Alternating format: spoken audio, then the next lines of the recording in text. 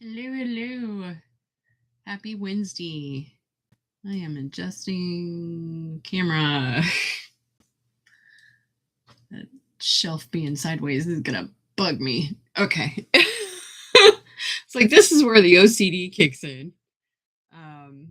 Happy Wednesday or Thursday. Sorry. Thursday. I am not all here today. We are talking writing methodologies today, and we have Copy and Panda.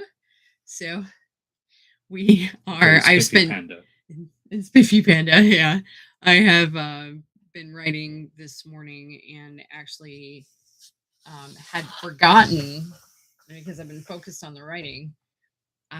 Forgotten we had podcasts today, so we kind of pulled it together last minute. But we are here, and we will continue to keep showing up. So I am gonna add in some light to the subject a little bit. Not that that's gonna help, but okay. So I have been writing 600 words a day since Monday. I have to get Stalemate, my paranormal thriller / leaning a little more towards horror now. But I have to get it to 90,000 by my deadline, which is May 1st. So starting from this past Monday, it was 68 days writing Monday through Friday only. So giving myself Saturday and Sunday off. I will probably make topic notes and stuff so that I can pull from that list, but I'm not doing an outline. I'm actually pantsing it, which has been working out really well. My breakdown for 68 days from Monday till May 1st works out to 600 words a day. My goal, I've overshot it. So I'm feeling very blessed with that. First day I did 848. Second day I did 954. And then yesterday I did 966. And I'm already 2/3 of the way done through page 3. And I'm handwriting it and then transcribing it later. And transcribing it each day. So when I'm transcribing it, I'm kind of editing my shorthand because I'm basically just pantsing it and core dumping right now so that I have something to work with. You can't edit a blank page, which is my favorite Nora Roberts quote. So I'm just getting it down on the page, and it's all stream of thought or stream of consciousness. I'll start with an idea, and that might not be what I'm talking about by page 4. It works out to about 225 words per handwritten page. So I've been shooting for 3 pages, and I've been doing like 3.5 for pages. So I know if I hit that 3, I'm already over my goal for the day. So that's been a good indicator for me. And then I don't bother trying to count the handwritten. I just get my word count from Scrivener, which is where I transcribe it into. I already have all 68 days, dated in there so that, that I kind of a Jedi mind trick to stay on task. But as soon as I wake up, even whether the coffee's in front of me or not, I start writing. And that's been a really good way to do it for me, even better than when I used to outline and focus on outlining. So, and I know his style has changed a little over the years too, but you still outline. Oh yeah. You're just not as, like, the first time he outlined Remnant, his first novel, it was very detailed. I'll let you tell people about it. Well, yeah, I had, the chapter name already. I had who was involved, um, you know, where I wanted the story to go from that point, um, what needed to happen in this scene, kind of thing. So these would be the bullet points that you'd see, and then it would be a sentence or two filled in to describe this is what's going on now, and then I would just expand the whole thing, um, and then I would include something like, you know, who benefits from this, or uh, who loses, uh, who loses something or has something to gain from this, um, that would stand in the way, that kind of thing. So, which are the same things that I teach the students when I teach my world building class when they're looking at things like plot organization. It's the same thing. You ask those questions, and every couple of chapters or so, you pause and you go, okay, this is where the story is now. This is where I want it to go. What are the steps I need to take between here and there over however many chapters to get it there? How do I divide that up so that it makes sense? Right. So, yeah. He's my second set of eyes on my writing generally, and you joked about being an editor at one point, and I think honestly that you would, because you pay attention to those details and you ask those questions, I think that you would do really well at it because he's definitely got more of a detail oriented eye. Even his writing is more academic, um until like you were working on the second book, and then you found your voice and your style changed a little bit. But yeah, I grew up with outlining and plotting everything out, and if I couldn't figure it out, then I would start at the end and reverse engineer it backwards, which is something that I teach. I've gotten into, like, with I teach map illustration, um generally to 13 to 18-year-olds, but I've been teaching it when asked to adults, and I'm going to start doing workshops. I've been setting it up kind of in the background for a little bit. I'm on peer to peer is one of them with just a mentoring program, but I'm going to start doing, and I think peer to peer is owned by Skillshare now, if I remember right. Um, but I'm going to start doing like surface pattern design and map illustration there for writers and gamers. Um, I usually specifically focus on the writing. He does world building for writing and gaming. Um, but the tying the map into the hero's journey and doing kind of pantsing while you're walking the map helped me with Odonasha, one of my other really big projects. Um, I started that when I was pregnant with Fox. Oh, I know. So we're going on 25 years. For my 25th anniversary of that project, I would like to actually start working on that again. So I'm um trying to get Stalemate done by May.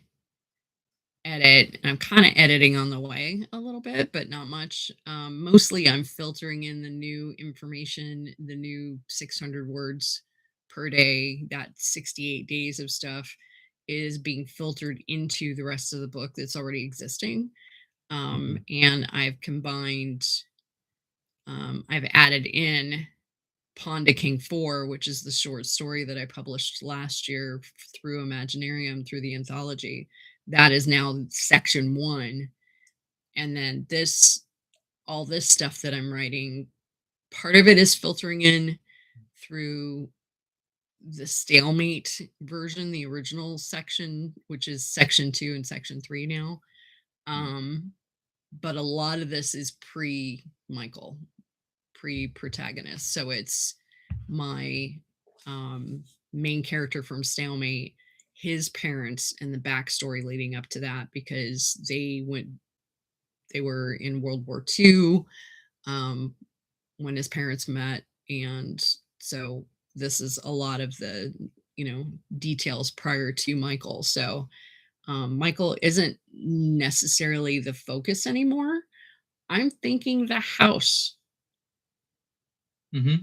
itself Yeah. is, like, the house itself is another character.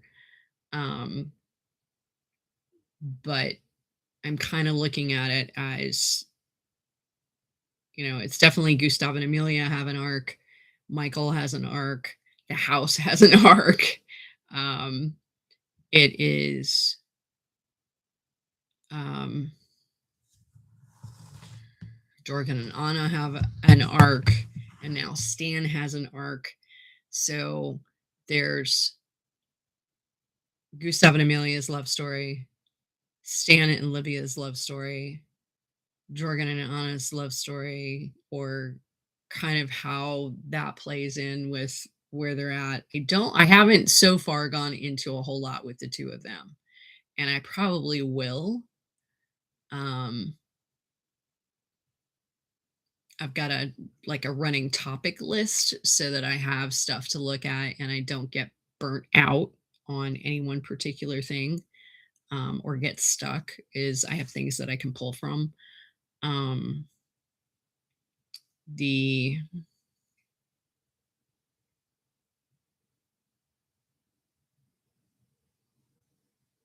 paranormal stuff is an arc. Um, and I'm doing timelines for literally for each character, so that I have an idea, because it took me a while to get the timeline for Gustav and Amelia to be able to tell me where Michael was, as far as his age, because originally I had it that it was fairly modern, but I really wanted for Gustav and Amelia to meet during World War II. Can't talk today. World War II. So I did a lot of backstory, or a lot of history on that, and have been filtering that in and tied in the Monuments Men and Mm-hmm. a bunch of different things, because Gustav and Amelia traveled the world doing um, collections for museums and private collectors, and Gustav had started out with the Monuments Men. So did Stan. Stan has a junk shop. I just wrote about that yesterday, about him actually acquiring the shop. And then and Edson, the bad guy, has a arc that I haven't necessarily tapped on yet. His is going to be hard to write. And I don't think I'm going to get into too crazy detail with it, but he's the horror element. And I kind of want to focus more on, here's what he is. Here's enough to know that he's a serial killer, or was, and here's how this is playing out in the house, because he's not alive anymore. He hasn't been alive for a while. And yeah. So I'm going to be dealing with, like, egregore and actual, residual and intellectual haunts, and I'm working on the collection. I've got at least 100 items in the collection. And I was trying to figure out, okay, how do I, maybe I limit them, like Gustav and Amelia decided to limit their collection to 100 items because it was going to take over the house otherwise.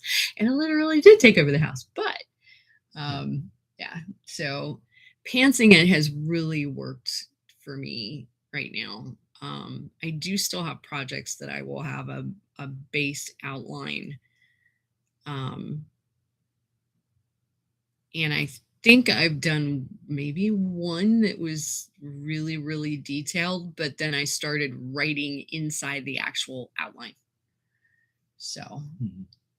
but so do you have any? I know you've got to finish the last two chapters for your series, It's the around trilogy. too. Yeah. I haven't looked at it forever, and now I don't have Scrivener on my computer anymore because it was on the old computer. And if I go to download it and try and sign in, I don't have the passcodes for any of it We anymore. can Anyway, we can so sort that out.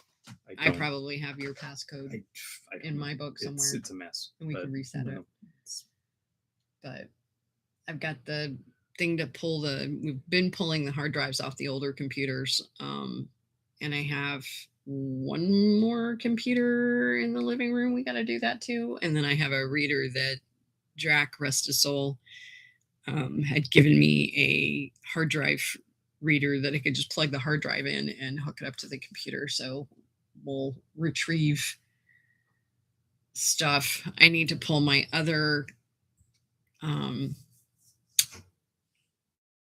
the tower that he gave me, the Alienware micro tower, which I wish I could get one, but I know that it's because it's a micro tower, it's not getting enough ventilation.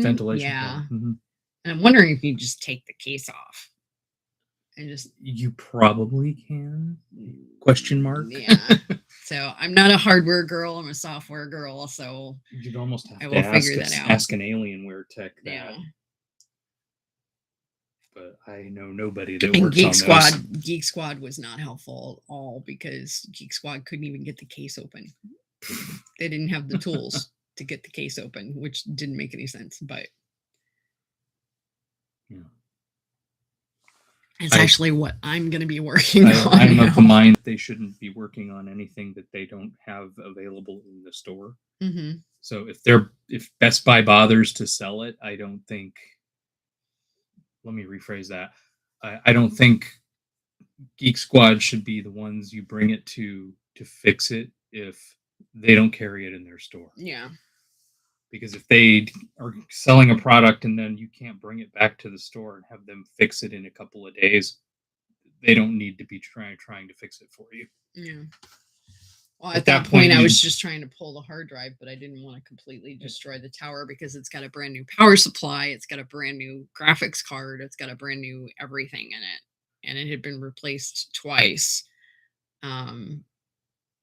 And just I ran it so hard between Adobe and gaming that it wasn't getting enough air, and the micro towers apparently are known for that. So, but yeah, we use Scrivener. You use OneNote.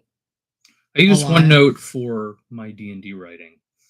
If I'm writing for my campaign world, and I want to include just detail like lore about one thing or another within my world, and it can be anything from um, political or religious factions or cults or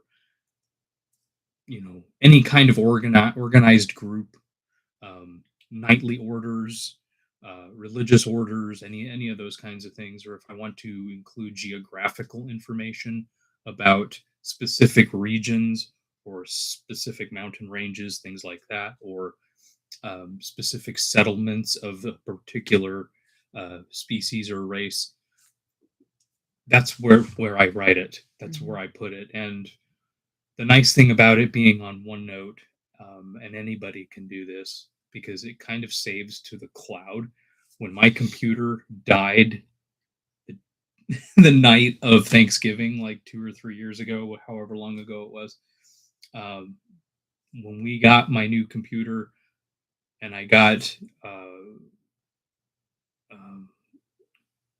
OneNote downloaded and reopened OneNote, all of my writing was still there. Yeah. That's why I will use high praise. I back high up praise. to the cloud. And I know there's concerns with Google training stuff and I used to heavily use Google Drive. Um, so I have a lot of that stuff that I am making backups elsewhere. I think any of it, you just have to really go into the settings, really deep dive, because a lot of it isn't, they don't just give that to you. You have to dig for it. I've had to look up tutorials on, how to shut things off, um, how to, negate permissions on certain things. And I don't like that it's everywhere and it's training stuff and it's, I get it, but it's not cool. And I wish I could just literally turn it all off. Um, but it's, it is what it is at this point, and I've, taken other precautions to copyright my work. Um, have stuff dated, encoded, whatever, to be able to prove that, hey, I wrote this, this is mine. Actually get stuff physically copyrighted, which Stalemate is copyrighted. I did that before I started sharing it, with beta and all that. And I can go in and update that. But my covers on it, all of it is in there, from several years ago. And yeah, just going in and filling in gaps, asking questions, rereading, what I'd already written and being like, okay, here's a topic I can mention. Here's something I can go into. Here's, it's going to be a lot bigger than I had thought it was going to be. After talking to the one agent, she is not my agent yet. If that's something I decide to do. So we have a sit down planned for Imaginarium this year in July. Prior to that, I want to send it to her, maybe June, for her to have an eye on it. That would give her almost 2 months to be able to look at it. Well, 1 month, yeah. Well, May, July, or unless you're talking about the end of May. May is when I'm going to be. May 1st is my deadline for me to finish writing, and then I'm going to go in and edit and do that kind of thing. All right. But I'm going to be pulling on this guy here for second set of eyes and for tense, which is the one thing that I flip-flop back and forth on. I know I do it. I think most people do. Yeah, and I catch it in other people's writing. I just don't catch it in mine. I think that's why every writer should have a second set of eyes, should always have an editor. Self-editing doesn't always catch everything because you're staring at it for so long that it just doesn't, your brain fills in the gaps automatically on things. So I have a list of words that I know that I misspell because I'll get typing too fast. And like AND comes out NAD or NDA or whatever, but I have a list of words that I can put in search and replace and find automatically. And then I have it turned on to let me know if there's a spelling error. It'll underline it in red, or underline something in blue if, I have a way to improve that. But I don't use Grammarly because it's AI, and I don't use, which is sad because I used to use it when it first came out. Yeah. And now it's like, if there's a way I can shut off.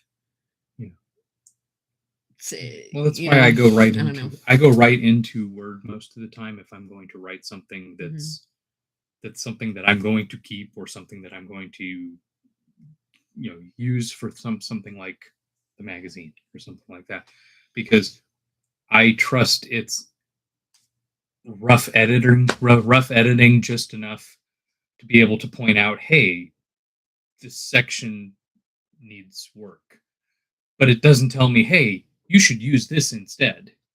It just says, hey, you might want to look at this. This is running together, or this needs a comma somewhere, or needs to be separated with period and capital or whatever. And I'll go in and I'll relook at those sections and see if I can shorten the sentence and then start a new sentence and keep it within the same, or shorten the whole thing to kind of make it more concise. Um, yeah, learning tense was interesting, especially when I took Latin, because there were sections where the chapter that we were learning would teach us things like, um, when you've got a compound sentence, and the first part is, uh, we departed the beach in order that we might approach Britain, or something like that, so that you saw that this verb is in the past, and this is also presenting the, um, the predicate in the second half of the sentence is uh, having an agreeing verb form. This is my favorite nerd here on the whole planet. Just don't ask him anything at 2:30 in the morning. Right. So that the verb tenses agree within a compound sentence. But as far as tense, first person, third person, and writing in the same tense throughout your writing, it's important, and it's something that not having had the ordeal that I did years ago, like 20 years ago, with the prednisone, screwing my brain up, I ended up with mild neurologic damage, and anything terminology related was gone. Anything foreign languages, really hard for me to get back into, and I've been trying to learn Swedish and struggling. English apparently is a thing now, most days, but I have to. It's not just when I'm tired. I have to concentrate, and it helps me. It kind of slows me down a little, but I have to concentrate to not slur my words all the time.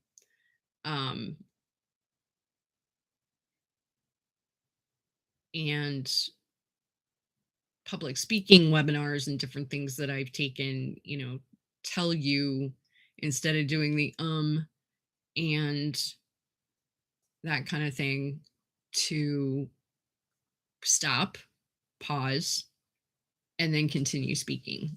And it also recently saw a webinar that had mentioned not doing fast responses when somebody asks you for advice or asks you for something.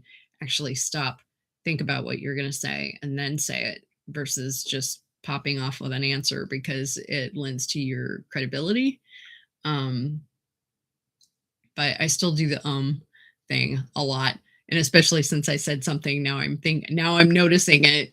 So but the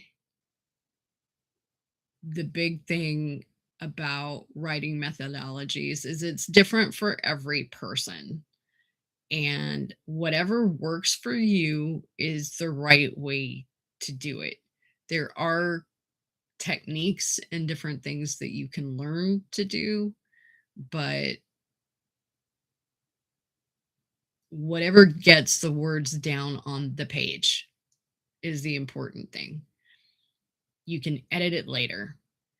My stuff, these 3-4 pages that I've been writing since Monday each day, they're not quite run-on sentences, but there's no paragraph breaks. I just started writing a little dialogue today, and it felt weird having gaps at the end of lines because I've just been doing all one, no breaking it up or anything, just getting it down, getting the full page, getting the, so I've started writing a little bit smaller so I can get more words per line, so that if I have that gap there, it's okay. So I'm still hitting that 225-ish per page, so that I can still do it, but I'll expand on it when I transcribe it anyway. So, and it's really nice to see that little tracker bar go green when I've hit the 600 mark, and to be able to see that I have like another page and a half or another, half a page that's not even transcribed yet, and I've already hit goal. So just doing little things. And I could have set it higher because Nano used to be 1,700 words. Mr. 3,500 words a day maniac over here. Yeah, but I had everything outlined ahead of time. I know. He had all 3 books. All 3 books. I had 3,500 words. I had the time. Day. I had the time because I was at work. I'd go on a break. I'd just use that 15 minutes. Yeah, he had these little yellow note sheets. Yeah, just the 6x9, about that size. Yeah.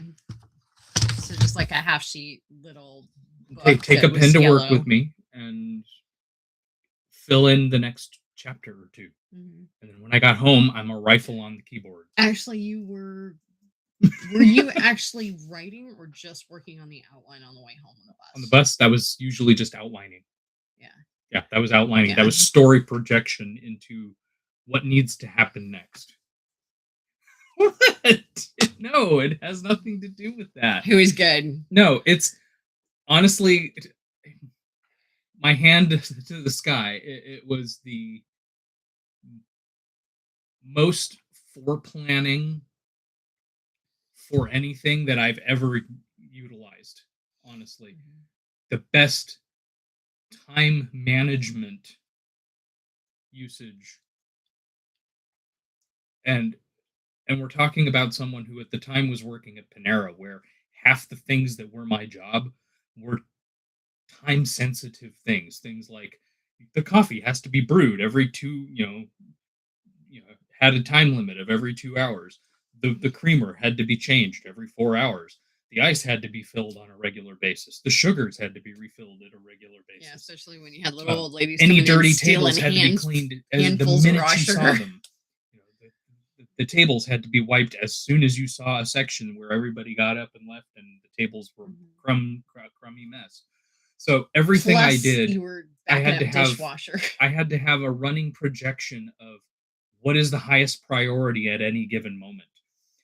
And for me to sit on a bus at the end of my day after I'm already tired and I don't want to freaking do anything, and just write out 2 pages of outline and then come home and write 3,500 pages is insane. Yes. I agree. I agree. And I don't know where it came from. I don't know where it came from. Although I have to say, writing 16,200 some odd, more than that, almost 17,000 words in 17 hours over the course of 3 days, because I got bullied to be in the anthology for Imaginarium. I was going to back out because I didn't have anything.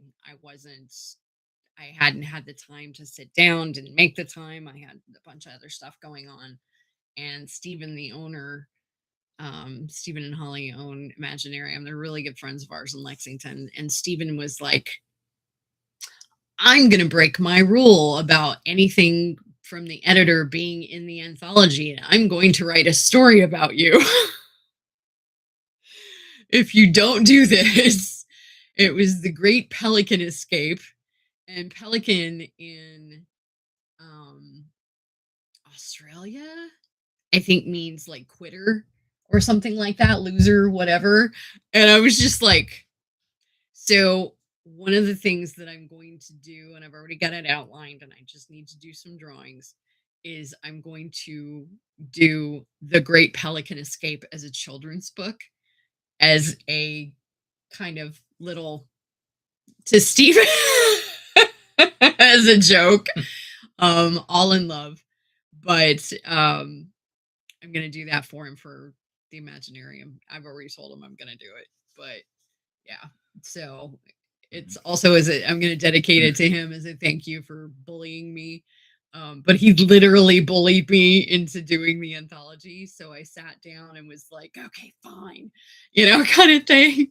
And I didn't write it out of spite. I wanted to do it, but it definitely lit a fire under my butt to get it done. And it was pretty funny. But I was brain dead for 2 weeks after that. Yeah. I was just completely non-functional. But I got it done. It got published. And I'm working on the EPUB to actually put it in the shop. Although I was debating, because it's part of Stalemate now, on whether or not I wanted to do that, because it is going to morph a little bit. So you will probably have to wait until Stalemate is out.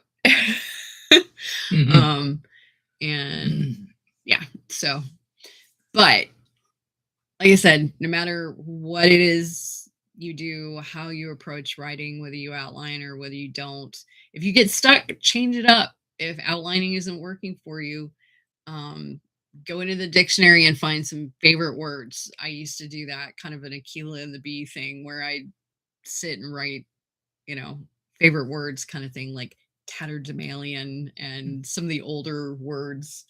And then just new words. And I've been, when I was doing that on the writing, reading that writing stream, that Age of Sail, that Napoleonic War book, and just coming across some phrases and things that are just like, okay, that's great, that's creative. I came across poltroon the other day and I was laughing hysterically. And then it's like, okay, what's this word? I gotta look at it. Yeah. And it's funny because I'm starting to like pick up things like, when I'm reading the book, my brain will automatically just use the word lieutenant instead of lieutenant. I know. Because they're British. They're on a British sailing vessel. That's what they would call each other. It's lieutenant or first lieutenant. The first it's time not lieutenant. The first time I'd heard lieutenant was when we were watching Sleepy Hollow. The TV series, which is really good. We need to go back in and watch it again, because we do. Yes, Ichabod is hysterical. I love the actor. Yes. And yeah, just the terminology he uses. The one time he's actually he took up gaming, and to kind of use time, just because he had nothing better to do. Oh my gosh. And he's playing with a bunch of 12-year-olds on a first-person shooter. Yeah, so-and-so fragged me. But, yeah, just, I love words. Power G5000 fragged me. Just, or whatever the guy's name was. Yeah. It was great. But, and we're part of a steampunk airship, and we have a lot of people that are seriously into the old Victorian phrases and steampunk, and just doing keywords for me for the writing stream was my foray into pantsing, and I really love doing that method now. And I'm not using keywords with any of this writing, but that was a big thing for me that would trigger how to use a phrase, or how to trigger a phrase from that keyword, and then stringing those phrases together and utilizing them where they fit. And I'd have people contribute words based on the genre, the item, and the place, so it would kind of like tie in to it. And it was a lot of fun. It was really good writing. I am working on those stories, and I'm hoping that the collection comes out this year. I'm planning for later this year, but it's just a matter of fitting in time to edit, which is a whole nother podcast. So we will be talking about, maybe or maybe not next week, but we will be talking about editing. And I do want to go into self-publishing. I'm going to promote that one a little heavier, because I have a lot of people ask me questions a lot with the publishing company and with the editing and work that I do in the self-publishing or publishing industry. So, but yeah, so Right. get it down on paper. Can't edit a blank page. Mm-hmm. And we will see you next week for 11 a.m. Eastern Standard for more coffee with Panda. And my next live stream is Saturday at noon on Twitch. We'll have all the links. I'm going to update everything we talked about today. I'm almost done. I'm still slogging through the 10-day outline book. I'm more than 10 days on reading it, but once I put this into effect for Stalemate, I'm going to stick to the 10 days. But yeah, so to sneeze, but we will see you next week. Have a great weekend and please stay warm. Take care of yourselves. Stay well, stay safe, wear your mask, wash your hands, take care of each other, and we will see you next week. Bye.